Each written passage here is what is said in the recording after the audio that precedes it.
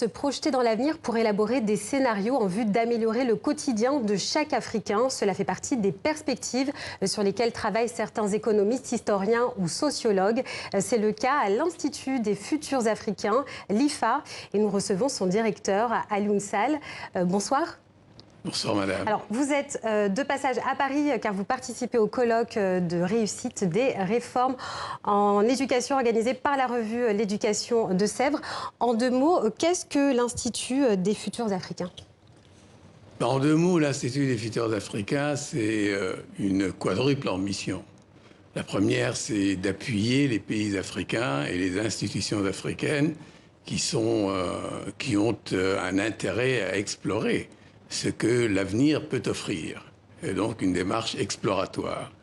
La seconde ambition, c'est de mener un certain nombre de réflexions sur des dynamiques qui vont avoir une incidence sur le devenir de l'Afrique, que ces dynamiques soient d'ordre économique, social, culturel, politique, environnemental ou technologique.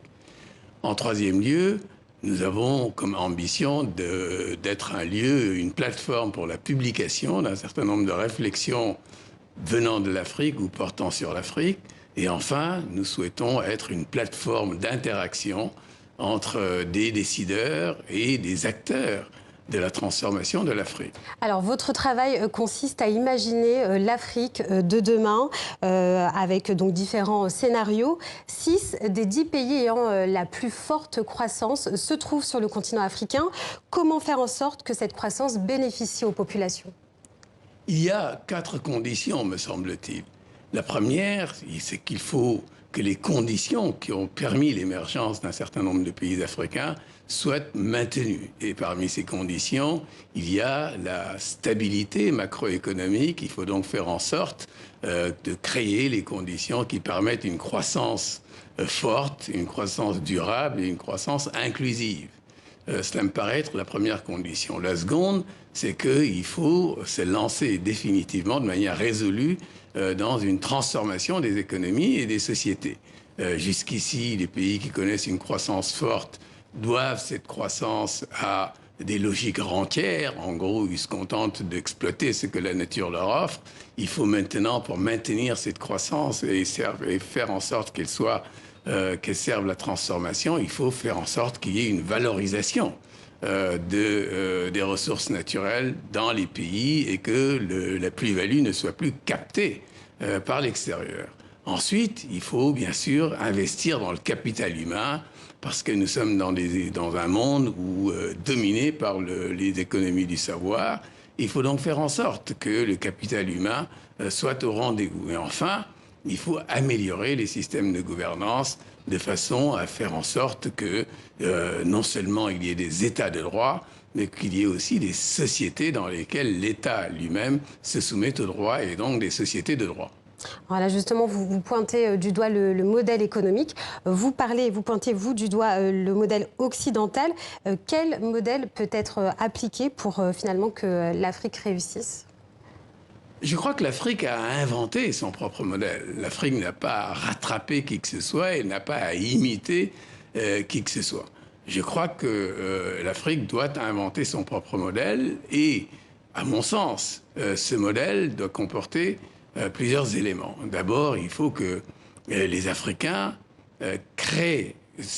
affirment une conception du développement qui soit la leur, qui ne soit pas réduite simplement à la croissance. La croissance à elle seule ne suffit pas à assurer le développement. Il faut encore que les finalités de cette croissance soient précisées. Je crois qu'ensuite, il faut faire en sorte que le modèle de développement qui va être retenu par l'Afrique soit un modèle aussi inclusif que possible.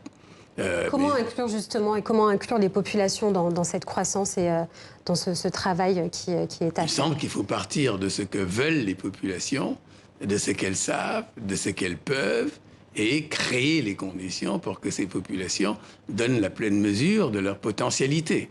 Et pour cela, j'imagine que le recours aux langues nationales, n'est pas du tout quelque chose de folklorique ou quelque chose de superflu qu'il faudrait surajouter. Il faut véritablement travailler avec les populations à partir des référents axiologiques qui sont les leurs, à partir des systèmes de valeurs qui sont les leurs, sans se bercer d'illusions. Il va bien falloir opérer un tri dans les systèmes de valeurs et de référents axiologiques de façon à n'en retenir que ce qui est de nature à contribuer au développement inclusif. Populations. Alors justement, là, vous parlez des langues. Vous expliquez l'importance de la conception de l'immatériel. Est-ce que vous pouvez nous en dire quelques mots? Nous sommes dans un monde qui va être de plus en plus dominé par la matière grise et pas par la matière première. Ce n'est pas l'or noir, ça ne le sera plus. Ce ne sera pas l'or bleu, ce ne sera pas l'or bleu ni l'or blanc. La matière grise sera de plus en plus la matière qui va permettre de développer les pays. Et quand on parle de matière grise, on parle bien sûr de l'immatériel. On parle d'un certain nombre de connaissances, un certain nombre de valeurs, de référents axiologiques, de regards qui sont portés sur le monde.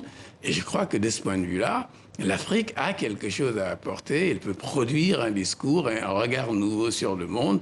Et je crois qu'il est important de développer cela. Nous sommes dans des sociétés où l'on refuse la dichotomie habituelle entre les raisons de vivre et les moyens de vivre. Alors, selon les démographes, la population du continent va quasiment doubler d'ici 2050.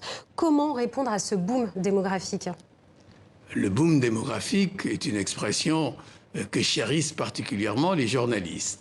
Mais de boom démographique, il est à relativiser parce qu'au fond, l'Afrique ne fait que reprendre la place qui était la sienne il y a 5 siècles avant que ne commence la déportation de la population noire aux Amériques.